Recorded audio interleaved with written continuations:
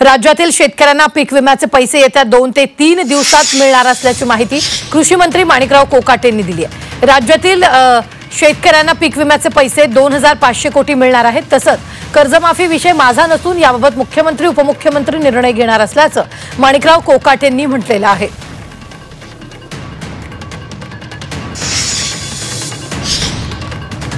सभा आणि विधान परिषदेमध्ये प्रश्न उपस्थित केले गेले होते। त्या दृष्टिकोनातून मी त्यांना आश्वासन दिलं होतं की 31 मार्च पर्यंत या सर्व रकमा त्या खात्यावर जमा होतील।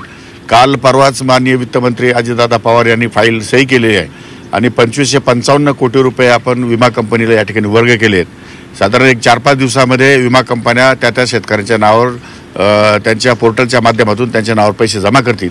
त्यामुळे आम्ही जी कमिटमेंट केली होती ती कमिटमेंट जवळपास या ठिकाणी पूर्ण केली आहे। कर्जमाफीचं काय स्टेटस आहे? अजित पवारांनी स्पष्ट केले की कर्जमाफी नाही, तो विषय माझ्या लेवलचा नाही आहे। तो विषय राज्य पातळी लेवलचा आहे। ते माननीय मुख्यमंत्री आणि दोन्ही उपमुख्यमंत्री त्यावर निर्णय घेऊ शकतात।